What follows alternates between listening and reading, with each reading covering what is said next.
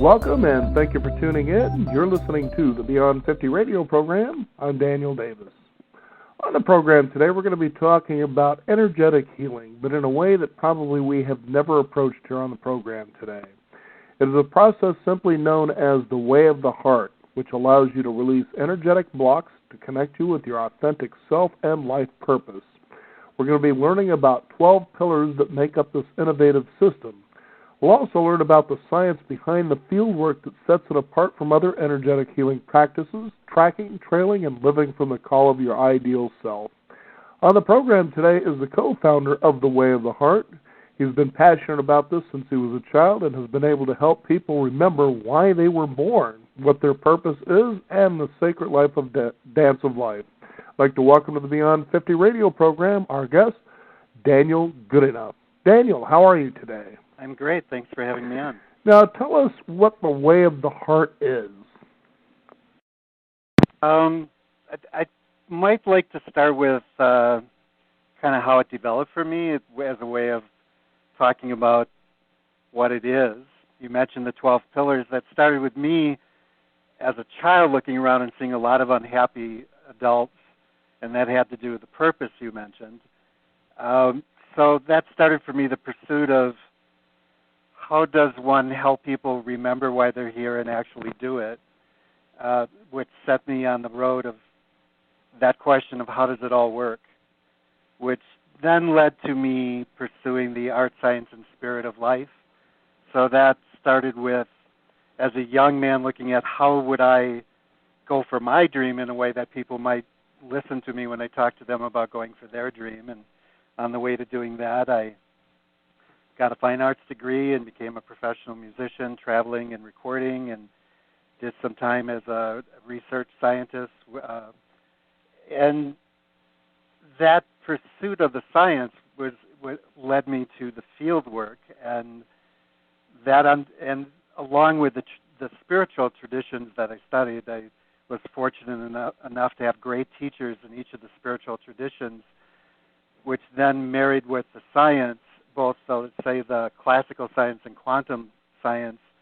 That correspondence helped me then, when I came to the field work, bridge the two, so that when science talks about the standard model that creates our world, subatomic physics in the classical sense, and then in the quantum sense, moving to the Higgs field and zero-point field and morphogenetic field, there was a real correspondence then to the mystical traditions might call physical, subtle, causal, ground of being, and bringing those two together to apply them practically to life is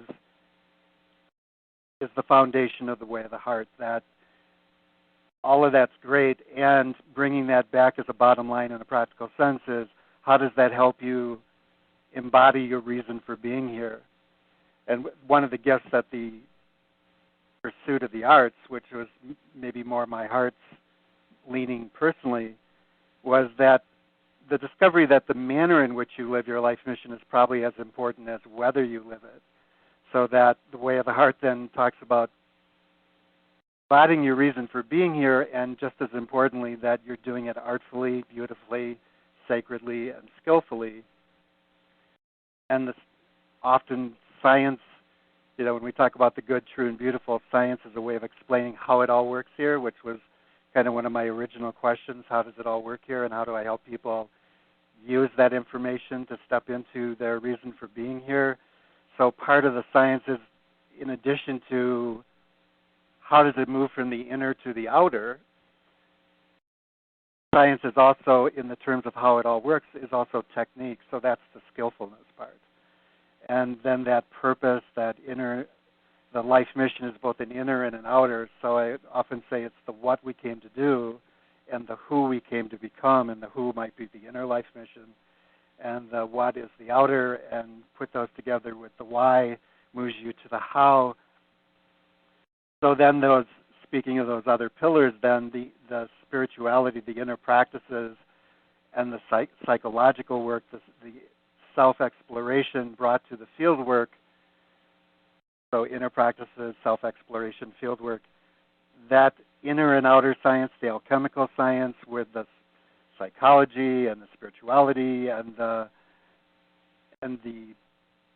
good, the true, and the beautiful integrated in a way that then allows you to bring that to the world in the terms of service, so that our life mission is always about more than just who we are or what I want personally. It's always about bigger than self, so some kind of service.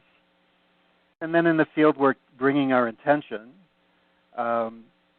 for what's the next step in practically embodying both the inner and the outer life mission to this process of integration, so that we can take action on our intention, that we can keep our attention on our intention and continue to move forward in relationship with our community and service with our community, so self, community, and the world.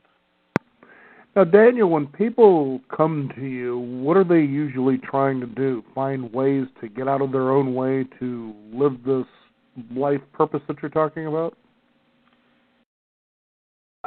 Sometimes people come because they're having a physical symptom. Sometimes they're coming because they're having a relationship or a financial symptom.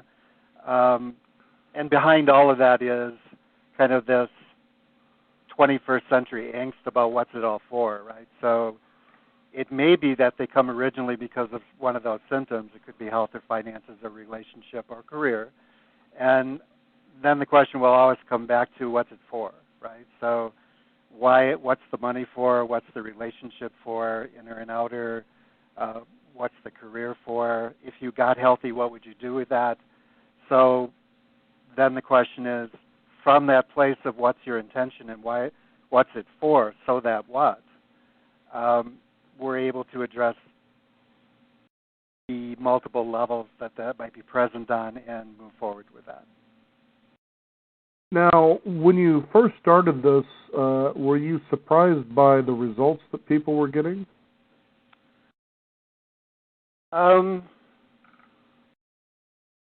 Yes and no. I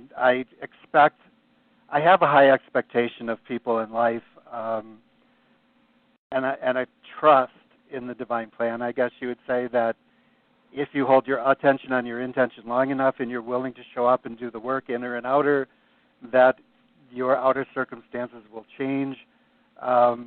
There have been some fairly dramatic transformations for people, and whether you have the dramatic all-at-once changes or the incremental step-by-step persistence, I have a core belief that you can manifest your dreams. Kind of the way we talk about it in the world, that people often say that they're waiting for their dreams to come true, and I say that your dreams are waiting for you to become true, whatever that means. So surprised by the results, pleasantly, I suppose, surprised sometimes, and I also have an expectation that the results will be there. Mm-hmm.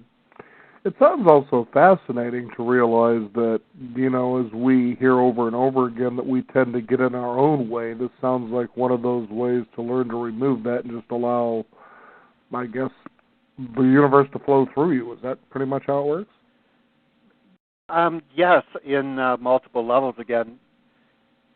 When we discovered the field work,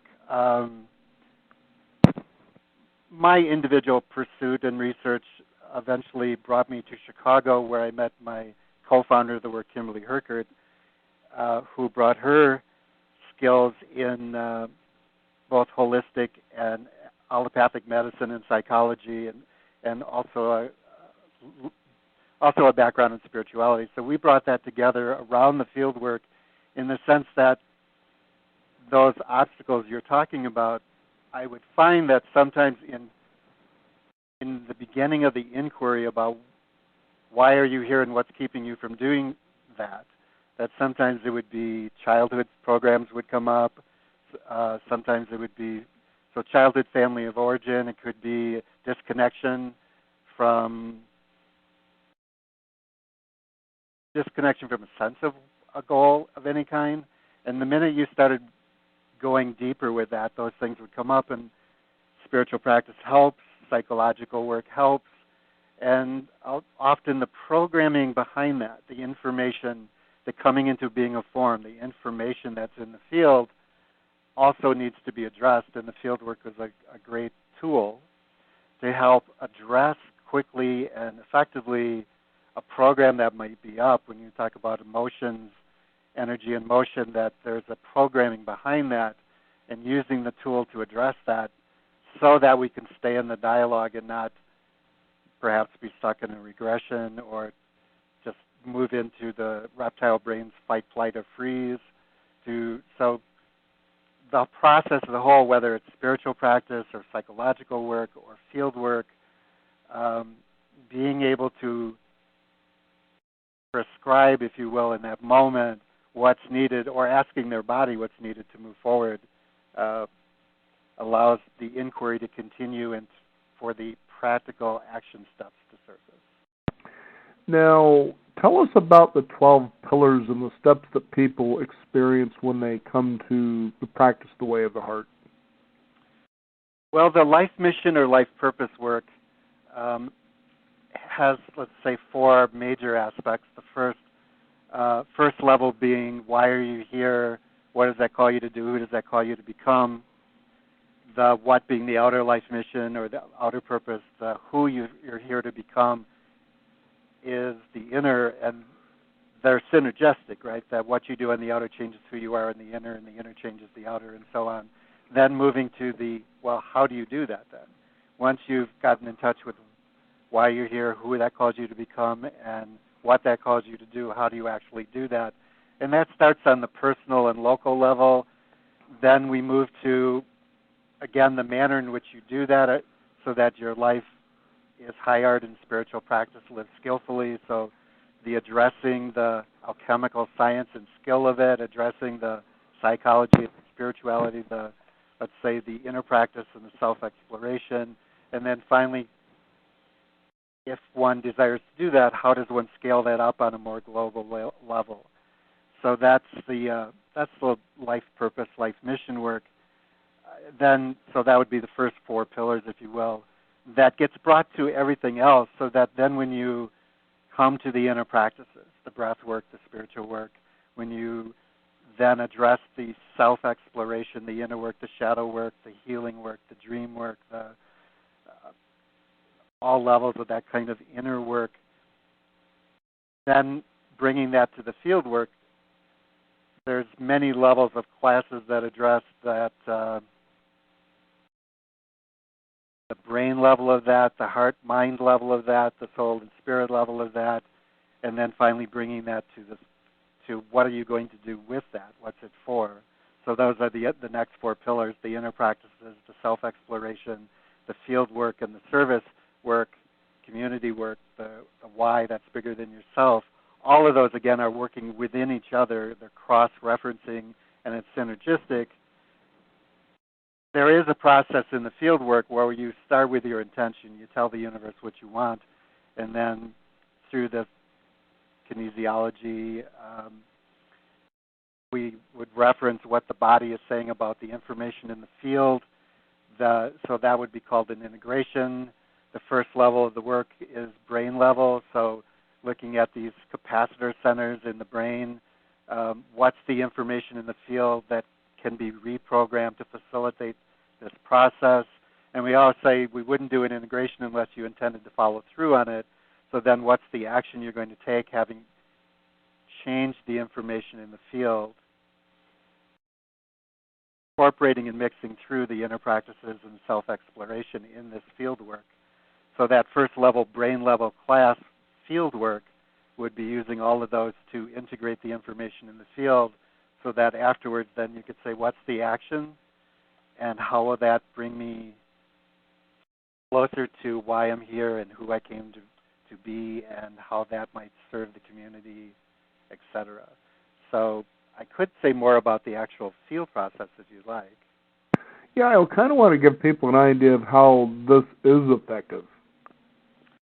Well, a question that often comes up is, so there's the field work, another way of talking about it is it's a language, and it's a programming language for dialoguing with the fields of all life. Those deeper fields I mentioned earlier in classical and quantum sense, you could say the morphogenetic field and the Higgs field and the zero-point field, or physicist David Bohm called them the explicit, the physical, the implicit, the subtle, the super implicate, the causal realm, and then you say the grounded being or the void, the non-dual level of awareness.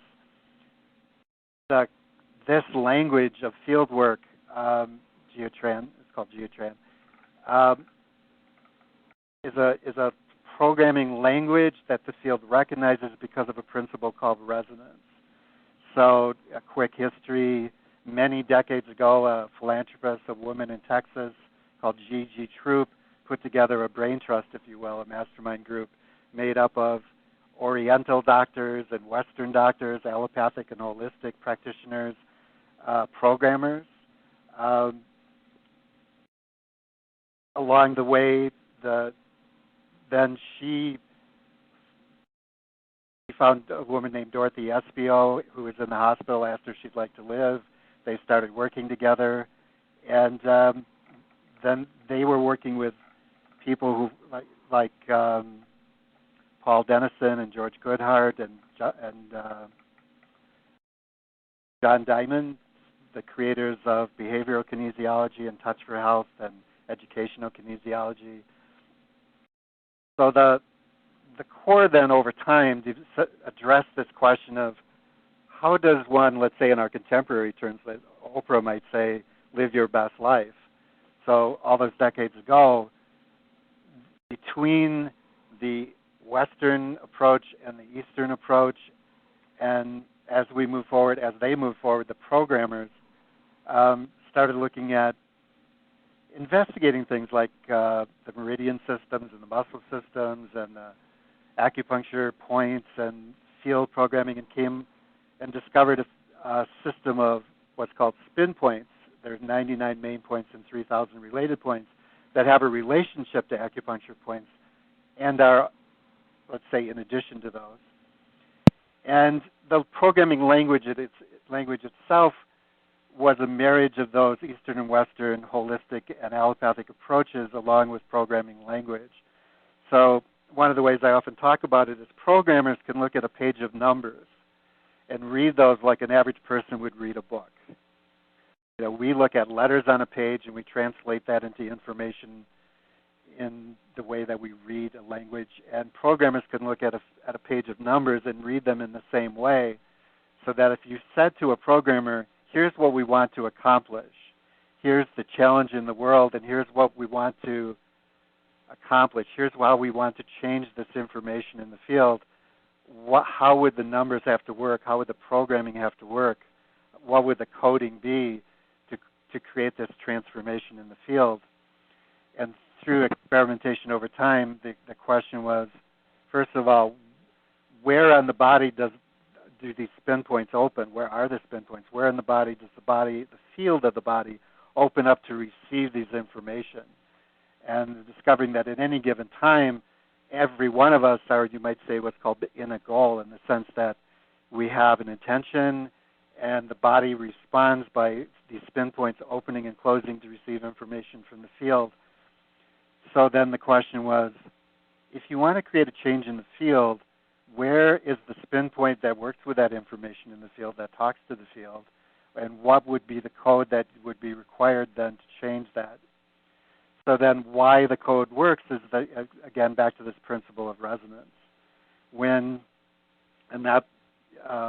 Let's say some of the ways you might look at the verification of that is Rupert Sheldrake's morphogenetic field work, that talking about the coming into being of form field, or the morphogenetic field, the electromagnetic field.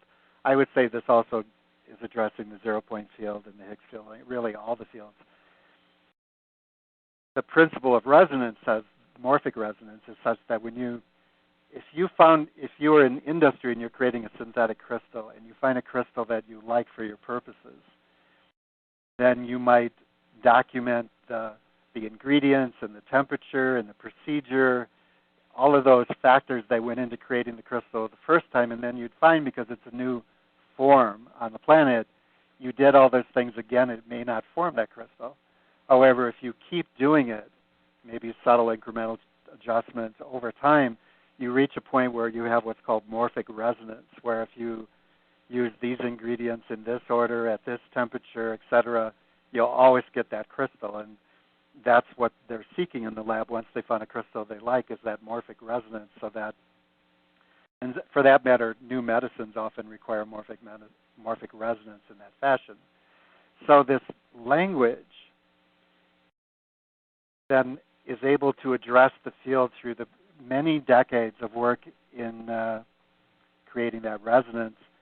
And that resonance, let's say, building and condensing, in many ways like the computer languages that we use, so that often now when you do these numbers with this geometry at this spin point on the body, you get this effect because of the building of resonance. And the numbers are smaller now because the numbers that we use, like if you came to a weekend and we were doing this field work, a small number would be more like an icon on your computer that you double click, or an app on your smartphone that you touch and it comes up, that you double click on an icon or click on an icon or touch something on your smartphone, and that simple action calls up maybe pages and pages and pages and pages of programming for the objective you have in mind. So originally,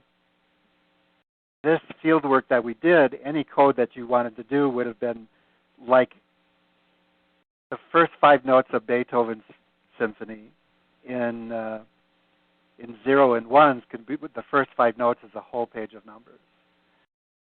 Working with choice and forgiveness and, let's say, clearing dyslexia in the brain, being whole brain, integrating the brain top to bottom, front to back, side to side, those kinds of things for consciousness and hearing. Smaller codes now are like icons or apps that address pages and pages and pages and pages of numbers. That you then, it calls it up on the screen of your life, so to speak, and you're able to address that for the intention you started the integration with. So you have this interaction where you start with your intention, you set a goal, there's a process for peeling that to get to the real goal that's behind the stated goal, because often people start with saying, well, here's what I want, and if you peel that a little bit, there's something at the core of that. So there's a process through the muscle testing and the field language and addressing their body and helping them get present to that they're accessing the information in their field and not the larger field, because there is this dance between the personal and the larger field. So this process then, using the muscle testing that Thee and Goodhart and John Diamond and all those people pioneered, incorporating John Diamond wrote a book called Life Energy that addresses how muscle groups and meridians and particular issues show up in the body. So using the years and years of developing that along with the field information to move through the integration process in dialogue with a person's body and their morphogenetic field to step by step, because the order in which you do it is also important. You can do all the right numbers, but if you don't do them in the right order, a padlock won't open. So step by step in that dialogue with their body, according to what their body's asking for, both physically and in the field, we just move through with changing the information in the field to support what they stated they're wanting for their life. It seems like Way of the Heart integrates different disciplines into a whole, which, kind of seems a little more solid than just kind of taking the piece components together. Well, that's always been my passion and fascination, I guess, my pursuit. Mm-hmm. The pursuit of the integration of the art, science, and spirit, or the good, the true, and the beautiful, meant that if your life is going to be high art, spiritual practice, lived skillfully, that kind of cross-cultural, cross-domain synergy would be required, so that if you're looking at classical physics or quantum physics, which, by the way, then when we're working in this field process that I just explained, on that first level when we're working with the brain, we now know from, let's say, classical science and quantum science and psychology and neurology that our brain operates on two levels simultaneously at all times. We have the neural, electromagnetic, chemical level, synapses and neurons that works with the information stored both at the subatomic level within the neuron and in every cell and tissue in our body, that level of communication, let's say the wetware of our body, and then simultaneously the brain is operating on the quantum level, you might say through the coherent water in the microtubules of the brain that allows the brain to process from superposition, which is a both and simultaneously. Let's say the yes in our life and the no in our life simultaneously, and that quantum level that we're now addressing with superposition computers, that it isn't just 0 and 1 anymore, it's 0 and 1 simultaneously, so that a lot of options are happening simultaneously, so that outside of time quantum level, the non-local level, that quantum level in the, let's say, coherent water in the microtubules of our brain are interacting with the neural chemical level of our body, the peptide system, where you have a chemical signature for an emotional feeling that then shows up everywhere in the body simultaneously. That's the marriage of the quantum and the classical level, which our brain is processing at each time. So then to address both of those levels, the field work and the spiritual work and the psychological work. And so that's always been a passion of mine, that this integration of cross-cultural, cross-domain, cross-functional integration would be required so that the thing we do to address a problem actually doesn't create more problems than it solves, that we address the complexity of this world, that which transpires behind that which appears, the inner and the outer, that movement of information. That's the other thing about the field work, is that recognition, because it's an information processing, programming work, language, that all of life really is, as Deepak would say, all disease, for instance, is an information problem. That what we call the physical objects in our life are really condensed information, and that energy, E equals mc squared, is this recognition that energy and matter are exchangeable, and you could add to that formula that energy, matter, and information are exchangeable, so that then approaching the movement of the inner to the outer and the outer to the inner as information crosses from those deep fields to the physical and back and forth, let's say from that 4% at the top that we call the standard model of our classical world to dark matter and dark energy, which you might call the subtle causal levels and ground levels, the integration of all the wisdom tradition has been able to share about spiritual maps, and all the levels of alchemical science and classical science has been able to share as maps, and how that corresponds to what the visual and performing arts tell us about how to interface that sacredness and skillfulness in an artful, beautiful way for a life that we would care about living, that would motivate us, inspire us. That integration, I suppose, I found a kindred spirit in Ken Wilber's work of the aqua map of all levels, all lines, all states, the inner and the outer. So yeah, that's been a passion. Now, let's go ahead and use an example here. A lot of times people, when they look at the power of intention or the law of attraction, a lot of times what you see people seeking are, for instance, better financial abundance. That always seems to be the big one there. And, in understanding what you've said, for instance, they'll go and they'll set a goal and they'll do their visualizations, but for some reason this seems to elude them. Now, based on what you've been saying, the first thing is you want to find out what the truth is behind what it is that you're seeking. So perhaps with financial abundance, what some people may be seeking is security, or for others, freedom of time and choice. So you really kind of look at those because those are the elements perhaps that are blocking them from this goal. Is that a fair way to sum it all up? I would say that's an excellent way to sum it up, in the sense that I found that people almost never really actually want money.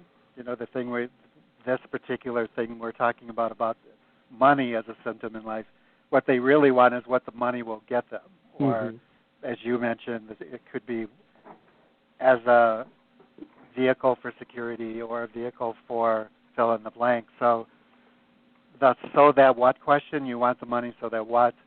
If you get to the cause behind that, the true heart's desire, that's an excellent first start. And then addressing the multiple levels of that, then, from the family of origin issues to the programming in the field to, let's say, the spiritual aspect of that. The Kabbalah had an interesting way of talking about both life purpose and finances, and they would refer to this thing called livelihood, capital L, and the market, lowercase m, and the market, uppercase m. That the market, uppercase m, addresses all these levels of our being, from that which transpires behind that which appears, those inner levels of our being, and the outer all together as an inclusive thing. So if you're looking at that deeper question that you mentioned, you're exploring the market, capital M, and all those multiple levels of both who we think we are on a spiritual level, who we think we are on a practical and psychological level, including the part of us, that says a strong no for every time we say a strong yes. You might say the shadow level of parts. It could be the golden shadow, the gifts that we've buried. It could be the part of ourselves that we buried in childhood because who we were wasn't okay. So addressing all of these levels, and significantly the programming in the field, because you can do the being present to your intention, and that does have an effect, and it is a lot smoother if you can address the programming behind that in the field. Mm-hmm. It's really amazing, just on the topic, I like to use money because everybody understands it. They understand the emotional triggers that are behind, and in some cases where they lack, so they feel the pinch of, the bills are around the corner, I'll never get ahead. And then you look at, for instance, in America, how that particular message is sent to us. For instance, do you have enough for retirement? There's that fear message that subliminally gets implanted into us. And I remember some time ago, as I was interviewing Dr. Bruce Lipton on his book, Biology of Belief, an excellent book, especially when it comes to cellular memory. And, and he was talking about the fact that sometimes the brain takes in so much information, but we only remember so much of it.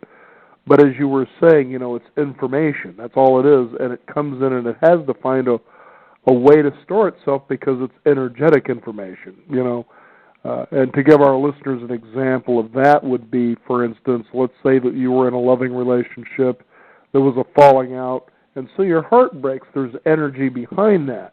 And unless it's released, it stays stored, and that could cause future problems, perhaps, when you say it's time for me to want to manifest a relationship, a loving relationship in my life again, but now that memory comes back up. This would be a process to help people clear that stuff, wouldn't it? Yes, it would. And that correlation in the example you've just given in terms of relationship and money, that both, let's say, the movement of emotion between people in our relationships and money are both forms of life force, right? So that if your relationship to life force that's called money is stuck, that will tend to also reflect the stuckness in the relationship and vice versa. And so that information, if it's a trauma, a recent trauma that's stuck in the body, as you mentioned, that will also be in the field. So being able to address both the physical, emotional, and mental level of that and field level of that greatly facilitates it. And then, as you mentioned, the cultural aspect of that, at any given time when we speak of the morphogenetic fields, Rupert Sheldrake often mentioned that the memory fields of all life, the morphogenetic fields that are bringing form, coming into form in our life, are not just physical. The information in the field is coming into being a form of our emotions and our thoughts and our actions and our cultures. So that on all of those levels, if you have, let's say, family of origin background, that will also be embedded in a cultural background. So that in our present life, if you have a heartbreak that, like you're talking about, what led up to that heartbreak will be a series of programming, a series of life actions or inaction that arise at this event. It causes the breakup, the heartbreak, then gets stuck in the body. What's stuck in the body in that moment and what's stuck in the field, or what's reinforced in the field, is both all of those family of origin issues, your generational lines issues, and your cultural generational, cultures have generational memory programs in the field as well. So to most effectively move forward in that, to be able to address, let's say, the recent part of that and the recent historical information, that's the two people involved, and then the generational line, and then the cultural aspect of that, all of those things would be mixed in with that. And every cell, tissue, and atom of the body is aware of all of those levels, and there's a constant dialogue between every cell, tissue, and atom of the body and the brain and the heart, mind, and the field. You know, Daniel, I like what you're bringing up here, because I remember some years ago I was bringing on to the Beyond 50 radio program, it was a family constellation, which I found kind of fascinating, and how this works. And it was interesting. The practitioner was telling me, when you speak about, for instance, the cultural identity of what's going on, is that part of my family line is Native American. And I had noticed, for instance, patterns in my life when things really got good, somehow it was taken away. And this practitioner says, well, take a look at your Native American lineage. Here you were living peacefully on this continent, and all of a sudden these settlers come and they just take your land, and so you're living with that. And I thought, well, that's kind of an interesting way to look at things. That's pretty much sort of what you're talking about here, isn't it? Yes, and the benefit from doing the work then is that not only are you clearing that for yourself, as you clear that, you're also helping clear it in the field for all time, if you will. Mm-hmm. That recent developments in quantum physics would say that the wavefront from the future is actually stronger than the wavefront from the past, and living into a kind of future that's more empowered, more fully embodied of your, let's say, your potential, your dream, your life purpose, that the past has to match the future. So if you're living into a more fully expressed, more aligned with your life mission and purpose life, that will ripple back because that wavefront is stronger and literally change the past. So when you do that work now, it changes it for yourself, and even, for instance, will move back in time and create a change in the field for the Native American or First Nation generations of our past as well, so that the healing of oneself also affects the healing of our community and the world forwards and backwards in time. When the Native Americans said 7 generations forward and 7 generations back, we're addressing that as well, because in the information field, time is all simultaneous, and to numbers and geometry, time is irrelevant too. So the point of the programming is to go back to the point of imprint. So as you say, if our ancestors were living peacefully and the other shoe dropped, right? It's the way we think about it these days. Everything's going great, and we're always waiting for the other shoe to drop. Could we clear the other shoe dropping program, right? Right. Well, so that helps 7 generations back or 100 generations back and generations forward at the same time. So, yes, it's all those levels, and I think that's an important aspect that, again, our life mission is never just for ourselves, and our healing is never just for ourselves. One of my Native American teachers would often say when she was doing healing, what do you want the healing for? And unless you had a reason that was bigger than yourself, she might ask you to go back and look at that again. So give us an example of that, maybe with someone that you've worked with recently.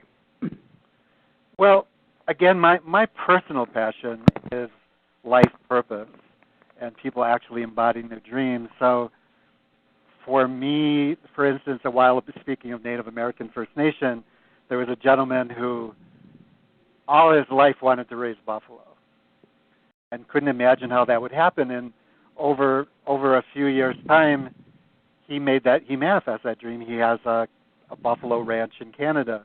Let's say on those other fronts, we have somebody who works on our team who had problems with his hearing. And we do a class that works with the field work and music. It's called the Divine Song class, addressing the musicality of life, that music is numbers and geometry, and all of life is numbers and geometry and music, frozen music, if you will. So we did this class, and he had lost most of his hearing in one of his ears. And to everyone's surprise, at the end of the class, his hearing was back in that ear. And years and years and years ago, at the very first level of the work we call a gateway, in those days we called it an intro, we often say, well, would anyone like to de-stress an accident? So that, a physical car accident, for instance, so it's not being, as you said, stuck in the body. We talked about that earlier. So in this case, where I was demonstrating this, and this particular woman, it came up, I thought we were just de-stressing an accident, and it turned out that accident was an accident where her mother had died. She had watched her mother die. Wow. And the consequence was for her problem with seeing was psychological. Yeah, so that she had these big, thick Coke glasses. And at the end of the de-stressing of that accident, she couldn't see through her glasses. And she was like, wait a minute, I can't see. Then she took these Coke glasses off, and her vision had returned, perfectly normal. Not to say, we're not making medical claims here. It's just that in this one person's case, the trauma had imprinted on the physical level and in the field and emotional and mental level, all those levels, and had resulted in the physical symptom of not being able to see very well at all, because she didn't want to see the world anymore, in her case. Mm-hmm. So in her case, that was, let's say, a fairly dramatic example of a pretty quick process. That was about 5 minutes, and she went from choosing not to see, in her case, to choosing to see. Mm-hmm. And go ahead. I was going to say, Daniel, we're on to such a powerful thing here, and, it was about 2 summers ago I was reading in a book where I ended up being referenced to another book, and it had to do with, again, manifesting wealth or whatever the case is, but this goes back a ways. This is back before even Napoleon Hill. And so what happens is you took a look at some of these writers, and it can be called, early Christian Science, if you will. And in reading what they were writing about then, and this was back around 1900, 1910, right around those areas there, is you realize that there was no political correctness in the writing. It was very direct, and I thought, this is some pretty powerful stuff, and it started giving you glimpses into the power of the mind itself and how you can begin to get the mind to actually become, your servant rather than you being enslaved by your mind. And it sounds like this is what happened with this lady here. And then you realize that as you do that through the heart, it magnifies, and everything that you ever dreamed or desired actually manifests itself fairly quickly. And then you go back to, for instance, even in the teachings of the Bible and I guess Christ, if you will, and you start seeing it from a different point of view, going, Well, this guy was trying to show everybody how to do all this, and we ended up hanging him on a cross and worshiping that aspect of his life. And I thought, why are they missing the most powerful component that this guy is trying to share with everybody? So for centuries, they've known this, and they've been trying to share this, and how in today's modern, technologically strapped world, we started missing. You know, it's like throwing the bathwater out with the baby, so to speak. I think that's one of the things I love about that integration we were talking about earlier, that truly the mystics had said for several thousand years now, what some of these same things we're now addressing from a alchemical science level or a quantum science level. That correspondence is there. You could put them side by side, right? And you know, as you mentioned, Christ said, "These and greater things you also shall do." And we're arriving at these points where things that we had called miracles, you know, that somebody said, I can't remember who it was, that miracles are just what we haven't seen before. Right. And we're all capable of this. That's the beauty of it. Yeah. We're arriving at that point where not only can we do it, we actually need to do it now. It's necessary, exactly. In the world, I mean, our current state of the world is, I think everyone agrees, is pretty unsustainable. Mm-hmm. So, you know, without going into fear and doubt and doom and gloom, just to say that I am an optimist, and what we're currently doing probably wouldn't be a good idea to continue to do in the way we're doing it. And I've often said that in any given age, the cure or the solution for every one of our problems is present in the planet, in somebody's heart, mind, soul, spirit, field.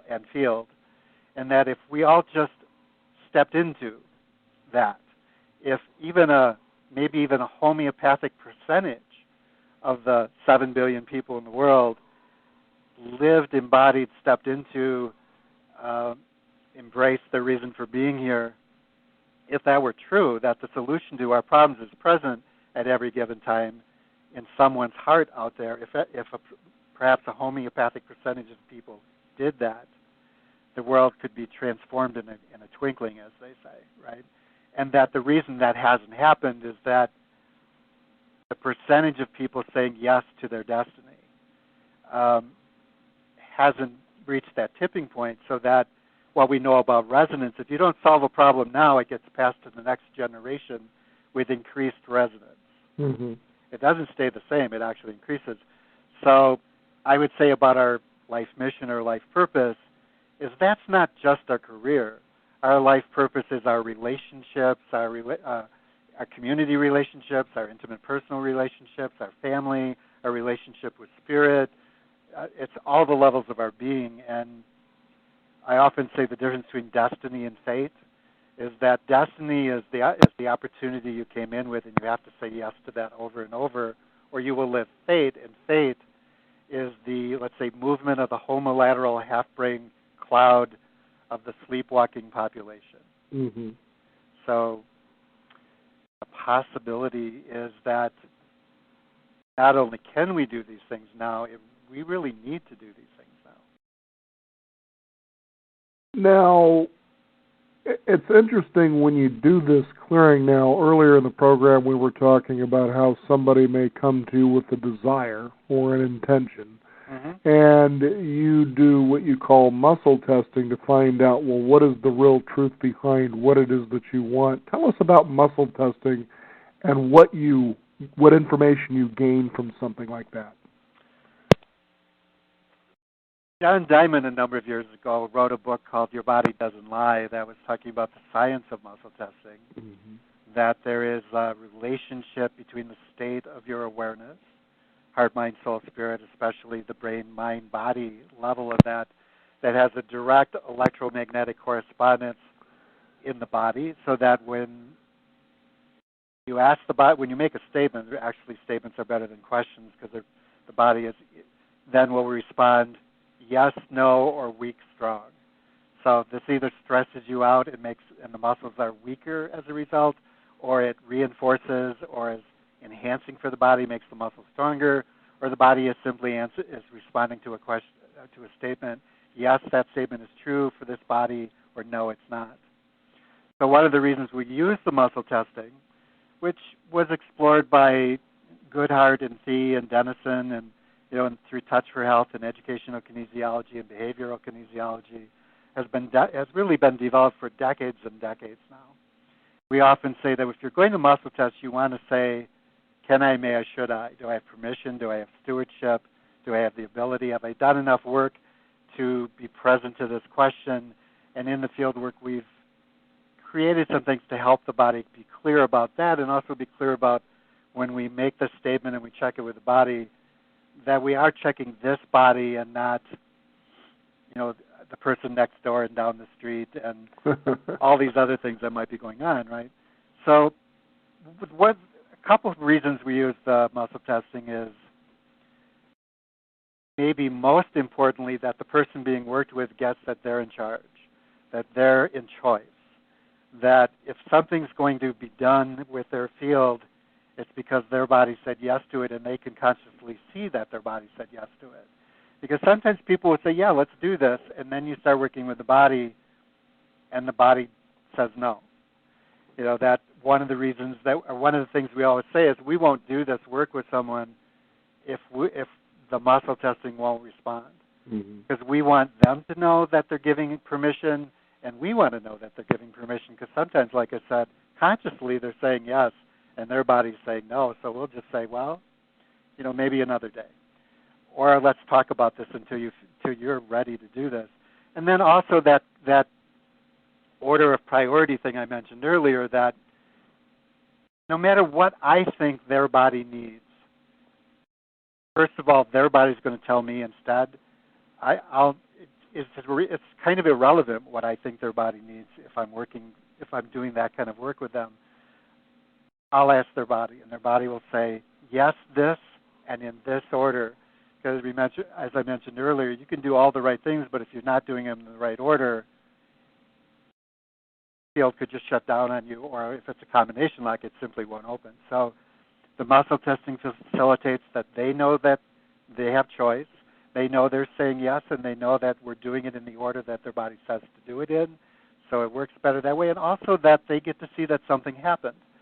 When you're working with field phenomena, just because we don't feel something doesn't mean that something in the field didn't change, right? So sometimes the muscle testing is helpful, that they can see in a very tangible way that something that isn't immediately obvious on the physical level has changed. So there's a number of reasons for using the muscle testing. And also, like I said, there's a correspondence between those muscles and the meridians that work with those muscles, and the psychological, emotional, spiritual issues that you would say is a stewardship of those muscles and meridians that will be involved in the peeling of the order of the way to create the change. Is life meant to be easy? No, I wouldn't say so. I'm reminded of there was a program a number of years ago, Touched by an Angel, that was a little bit schmaltzy at times, and at times had some profound things. And one of the things one of the angels said is, "I never said it would be easy. I just said it would be worth it." I guess I was just thinking during the time that you were describing the muscle testing and so forth, that the idea of life being easy came up, and I think sometimes with certain goals that people have, that's what they think it is. For instance, again, back to wealth building, they think the more money they have, the easier life gets. Well, I know plenty of wealthy people, and they say, well, it's not any easier. In fact, some of the challenges I never expected. But what I was thinking of was the movie Forrest Gump. Yeah. And, there was the appeal that here this guy basically, I think the appeal of it was that he just kept saying yes to life, whatever it put into him. But in the meantime, all this wonderful opportunity just kept jumping in his way. He would say yes to it, and he just kept moving forward. But he still had a lot of things that weren't so easy.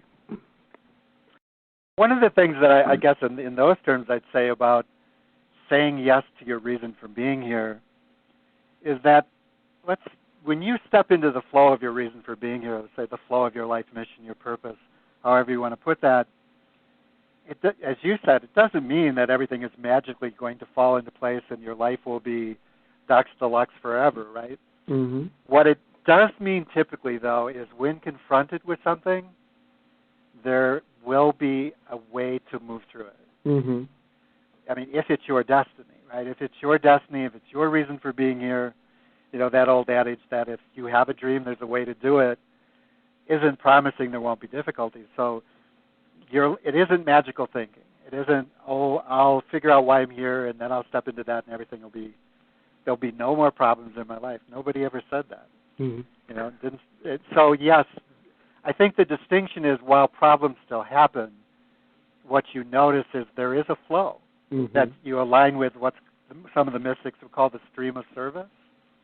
And in that stream of service, when confronted with obstacles, you're not left alone in that process. You're in the stream of service that's in dialogue with all of the fields of life, and there's a great deal of help that happens in being in harmony with the flow of life. The flow of life, capital L, right? Mm-hmm. However we want to talk about that. Well, even back and reflecting on the movie that I was just mentioning, Forrest Gump, he finally gets the girl, and then it isn't too long afterwards she dies of a rare disease that they didn't know about. So all those years waiting, she finally gets there, they decide to be married, and then she dies. That's just the way it goes, I guess. And there's always the gift behind that, right? So he winds up with a child that he loves. Mm-hmm. And, that I guess one of the other things I'd say, if who we are transcends just this physical existence, however you want to talk about that, then the embodiment of our reason for being here is about more than just what happens while you're in the physical body. That, when I talk about the inner and the outer life mission, the inner life mission is the who you're here to become. And I would say that synergy between the what you came to do and the who you came to become, that is the downline from why you're here. That when the what changes who you are and the who changes what you do and the what changes who you are and around that goes, significantly when you leave the bodysuit, when you leave this place. One of my Sufi teachers used to talk about it as the quintessence of our experience, that if your purpose in life had been to be a carpenter, the essence of that what you take with you isn't necessarily how to build a cabinet. It was the experience of spending a lot of your time in this life working with the creation of form. Mm-hmm. So that there's this quintessence, or let's say the perfume of our experience here in this life, that when we leave this place, the who we've become and the quintessence of that, or perfume of that experience, is what we take with us. So the why of our reason for being here and for saying yes to the doing is it changes who we are, changes our essence, and that's the gift we'll take with us. So you could say in the eternity entering into time and the aspect of who we really are, there's a reason for embodying who we came to be that goes beyond the practicalities and is very intricately synergistic with the practicalities of this life. It points to something that comes after. Without attaching that to a particular tradition story of that, let's just say, if it's true that we transcend this existence, then the reason for doing all of that is also in alignment with that. Daniel, is there a website people can find out more about this? Because I understand that not only can they engage in this process for themselves, but also they can learn to do this as well. Yeah, there's a practitioner level of the field work, and we do our best to share all of those 12 pillars with people so that their life is high art spiritual practice lived skillfully, as we mentioned. So the website would be thewayoftheheart.com, and that's all one word. The Way of the Heart. You can put that all together as one word, .com. Daniel, thank you so much for joining us here on the Beyond 50 radio program. Fascinating stuff. Thank you for having me. We want to thank you, the listeners out there, for joining us today. The many of you, be sure to visit us at beyond50radio.com. That is the number 50. We'll have more information on the Way of the Heart and how you can find out more about it. We want to thank you again for joining us. This is the Beyond 50 radio program. I'm Daniel Davis, and remember, live your day past halfway.